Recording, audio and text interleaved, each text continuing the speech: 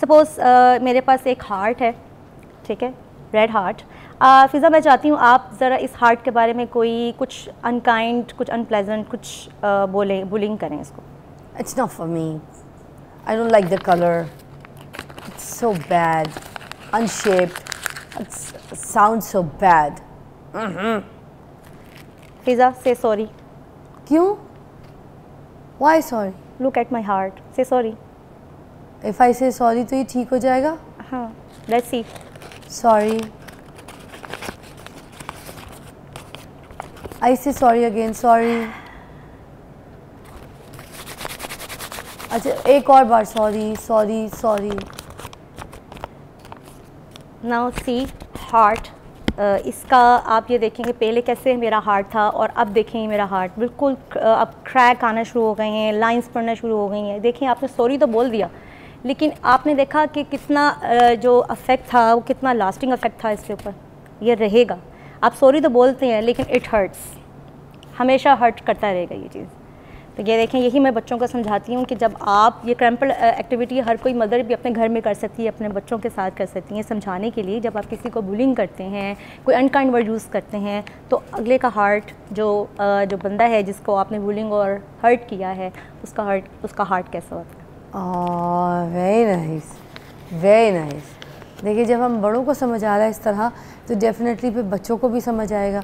इस तरह की छोटी छोटी एक्टिविटीज़ जो हैं बच्चों के माइंड में अगर जब बिठा दी जाए तो आई थिंक ये बच्चे कभी नहीं भूलते, बड़े होने तक याद करते हैं। छोटे बच्चों का जो माइंडसेट होता है वो इसी तरह से होता है, उनको जो कहें, जो दिखाएं, जो सिखाएं, वो वहीं बैठ के ना। मैं आज तक बचपन में पल रही हूँ, मैं इतनी बड़ी हो गई, मेरा सारा कुछ, मेरा वजूद सब बचपन में ही है। जो कुछ उसमें हुआ है, जो बोला गया। अब जैसे मैं झूला झूलती थी पार्क में बहुत तेज़, तो वो बहुत ज़ोर ज़ोर से हिलता था। और कभी मैं अम्मी को कोई झूठ बोल दूँ ना कि खाना अम्मी पूरी प्लेट ख़त्म की है मैंने, आप जाके देख लें, पार्क में अम्मी के साथ हम खेल रहे हैं, तो अम्मी कहती थी कि देखो तुम झूठ बोलोगी तो ये झूला गिर जाएगा, अल्लाह ने आसमान से ये पूरा झूला तुम्हारा गिरा देंगे। और माइंड में रह जाता है। तो मेरे दिमाग में अभी भी कोई भी झूला झूलती हूँ या मैं झूठ बोलती हूँ तो मुझे लगता है मेरा झूला गिर जाएगा।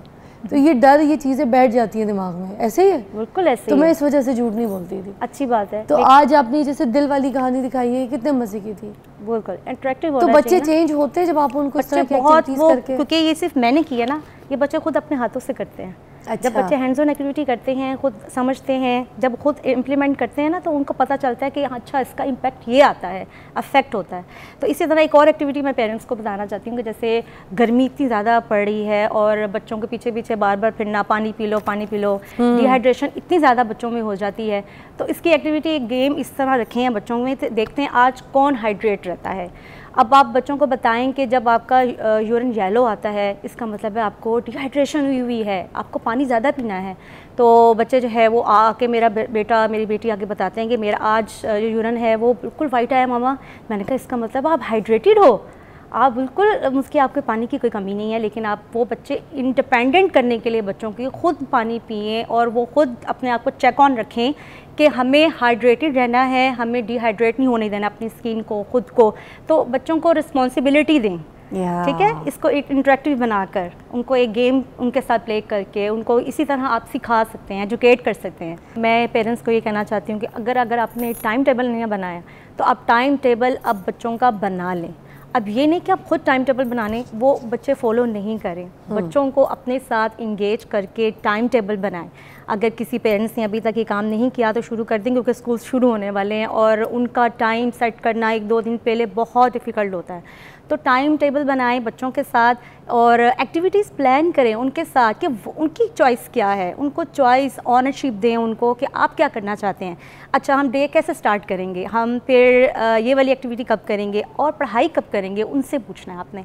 और कोशिश करें जो स्क्रीन टाइम है ना वो पढ़ाई के बाद रखें, ताकि बच्चों के अंदर एक क्यूरियस रहे, एक बच्चा जो है वो कॉन्शियस रहे। यू मीन टू से कि वेकेशंस में भी हमने बच्चों को पढ़ाना है? पढ़ाना तो बहुत ज़रूरी है, लेकिन आप एक्टिविटी बेस्ड लर्निंग रखें, बच्चों का लर्निंग स्टाइल चेंज करें ना, तो बच्चे बहुत जो है इंजॉय करके पढ़ते हैं।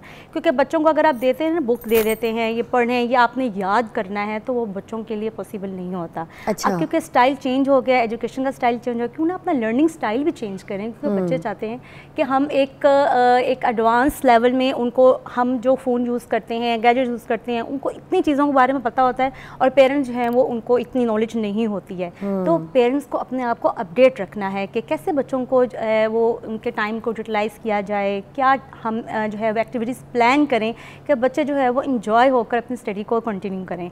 और इस तरह जब टाइम टेबल बन जाएगा तो आपको देखिएगा जब वो उनको एक्टिविटी करेंगे उसके बाद अच्छा पढ़ने के बाद तो स्क्रीन टाइम है हमारा, हम तो फ़ोन देखेंगे, तो देखना कि बच्चे इतना वो एक्टिव होकर और वो बहुत सीरियस होकर पढ़ेंगे और अपना काम जल्दी जल्दी फिनिश करने की कोशिश करेंगे और वो इजीली पूरा स्केड्यूल जो है ना आपका कंप्लीट हो जाएगा डेली बेसिस में।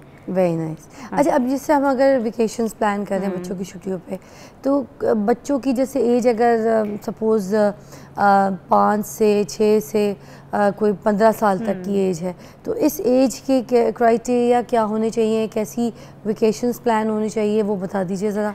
देखिए नॉर्थन एरियाज़ में कुछ पेरेंट्स नहीं जा सकते हैं, अगर तो आप लोग जा सकते हैं बच्चों को लेके तो ज़रूर जाएं, क्योंकि यही टाइम है बच्चों के साथ बाहर जाने का, बच्चों के एक्सप्लोरेशन के लिए, बच्चों एक्सप्लोर करें, बच्चों के मेंटल लेवल और उनके लिए फ्रेशनेस के लिए बहुत ज़रूरी है बाहर जाना।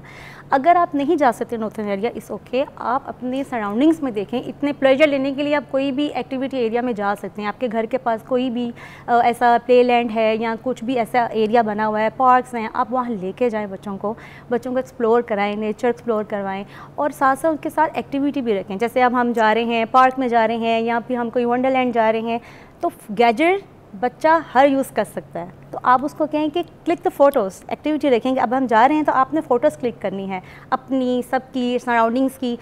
आप देखिएगा कि उसमें कोई ना कोई फ़ोटो ऐसी होगी जो बहुत प्यारी होगी और वो आपकी एक तो कलेक्शन भी हो जाएगी और बच्चों की एक्टिविटी भी हो जाएगी। इसी तरह अच्छा, मेरी जो बेटी है ना फराल, बहुत छोटी थी, मतलब बहुत ही छोटी थी। आई रिमेंबर के बस बच्चों को जैसे हाथ में किताबें देते हैं ना और ऐसे दिखाते हैं लायन, फिर उसको मैं बताती थी लायन, इस तरह कैट, म्याऊ, इस तरह पूरी किताबों में ना मैं उसको दिखाया करती थी पिक्चर्स जो आनी जाती है आपको, जानवरों की सारी, एनिमल्स की सारी, तो ट्री वगैरह ये सब चीज़ें। जब मैं फ़लाल को बाहर लेके जाना शुरू हुई, मैंने फ़लाल को ज़ू दिखाया, फिर मैंने फ़लाल को पहली मरतबा जब लायन दिखाया तो वो तस्वीरों में तो देख चुकी थी, मगर जब उसने सामने देखा, उस चीज़ को एक्सप्लोर किया तो दीवानी पागल हो जाती होती थी। फिजा इसको कहते हैं विजुअल लर्नर। हाँ, ये विजुअल लर्नर्स होते हैं बच्चे। अच्छा। आप किताबों में पढ़ाते हैं बच्चों को, वो कॉन्सेप्ट क्लियर नहीं होते हैं। कुछ बच्चे होते हैं विजुअल लर्नर, ये सब कहते हैं जो विजुअल लर्नर होते हैं, एक लर्निंग स्टाइल है कि आप बच्चों को सिर्फ बुक्स में ना पढ़ाएं, आप उसको विजुअली डायग्राम्स दिखाएं, वीडियोस दिखाएं, या आप उसको बाहर लेके जाएं, वो चीज़ दिखाएं जो आप कॉन्सेप्ट समझाना चाह रहे हैं। तो वो विजुअल लर्नर, वो विजुअल के थ्रू कुछ बाय सी बच्चे सीखते हैं, देखकर सीखते हैं। और कुछ बच्चे होते हैं जो ऑडिटरी होते हैं, जो कॉन्वर्सेट करते हैं, जब बच्चे आपस में कॉन्वर्सेशन करते हैं, ग्रुप वर्क करते हैं, जब आप उनसे बातचीत करते हैं, पेरेंट्स बच्चों से बातचीत करते हैं, तो कॉन्सेप्ट वो ऐसे सीखते हैं, बच्चों को समझ आ जाती है। अच्छा, हमें भी ये खुशियाँ होती हैं देखा जाए तो बच्चों से अगर हटके, अगर हमने शिप देखा हुआ है और अगर हम शिप में खुद इस एज में भी अभी जाके एकदम से बैठ जाए और हमारी सामने आंखों के इतना बड़ा शिप आ जाए, हम एक्साइटेड हो जाते हैं, तो उसका मतलब बच्चे भी हो जाते हैं। बिल्कुल, एग्जैक्टली, बहुत अट्रैक्ट करता है, ये इंटरेक्टिव हो जाता है ना, और हमसे तो कई गुना ज़्यादा होते होंगे। अब जैसे बच्चों को मैं शेप्स पढ़ा रही हूँ, अच्छा ठीक है, अब मैं उनको एक सर्कल होता है, सर्कल राउंड शेप होता है, ट्रायंगल के 3 कॉर्नर्स होते हैं। आप देखेंगे बच्चे जो है वो कुछ फोकस कर रहे होंगे, कुछ फोकस नहीं कर रहे होंगे, कुछ का इंटरेस्ट नहीं होगा। क्यों? क्योंकि हम जस्ट नहीं, तो आप ये पढ़ा रही है, गा के पढ़ाती हैं ऐसे नहीं, मैं वही बताने लगी हूँ कि मैं हैंड्स ऑन लर्निंग में बिलीव रखती हूँ। कुछ बच्चे जो होते हैं वो हैंड्स ऑन लर्निंग में जो है वो स्टाइल को अचीव करते हैं, समझते हैं उससे। कैसे? जैसे कि मैं जा रही हूँ क्लास में तो मैं शेप्स साथ लेकर जाऊँगी, मैं सर्कल शेप, ट्रायंगल, स्फीयर, जो भी मैं शेप्स बताना चाह रही हूँ, 3D 2D, तो मैं शेप्स साथ लेकर जाऊँगी, बच्चों को दूंगी, बच्चे खुद एक्सप्लोर करेंगे। अच्छा ये ट्रायंगल है, 3 कॉर्नर्स हैं, सर्कल राउंड शेप, स्फीयर है तो बॉल लेके जाऊँगी तो बॉल स्फीयर है, नो कॉर्नर्स। सो इस तरह से डिफरेंट शेप्स वो खुद एक्सप्लोर करेंगे। आपके हाथ में ये लाल कलर का क्या है? हाँ, ये मैं लाना चाहिए कि ये क्योंकि बच्चे जो है वो इतनी ज़्यादा स्क्रीन टाइम में, इतनी ज़्यादा कंटेंट इस तरह का यूट्यूब में, शॉर्ट्स में इतना ज़्यादा कंटेंट इस तरह का हो गया कि बच्चों की लैंग्वेज में बहुत इफेक्ट आ रहा है। बच्चे बहुत ज़्यादा इस तरह की लैंग्वेज यूज़ कर रहे हैं जो हम घर में नहीं यूज़ करते। मेरे बच्चे बहुत ज़्यादा यूज़ करने लगे हैं। तो मैंने बच्चा डोरेमोन बना हुआ है, डोरेमोन, नम्रता बना हुआ है, क्या है नम्रता? नम्रता। हाँ। अच्छा, मैं आपसे पूछना चाहती थी, आप चाय लेंगी या फिर कॉफ़ी? चाय। चाय, एक चाय इनके लिए और एक मेरे लिए black coffee. Thank you so much for your time, आपने बहुत अच्छी तरीके से हमें समझाया। आई होप कि जितने पेरेंट्स हैं जो सुन रही थी मदर्स, उनको बहुत अच्छी गाइडेंस मिली होगी। आप चाय पीजिएगा और thank you so much for coming. तो आप भी अपने बच्चों की चीज़ों को प्लान कीजिए, छोटी छोटी बातें ऐसी जो है उनके जहन में इस टाइम पर डाल दीजिए ताकि जब वो बड़े हों तो उनके साथ वो उनके वक्त के साथ साथ चलते रहें और उनके नशोनुमा के लिए, उनकी परवरिश के लिए, उनकी लाइफस्टाइल के लिए, उनके ग्रूमिंग के लिए वो आपकी कही भी बातें, आपकी टीच की भी बातें उनके लिए बहुत हेल्पफुल साबित होंगी।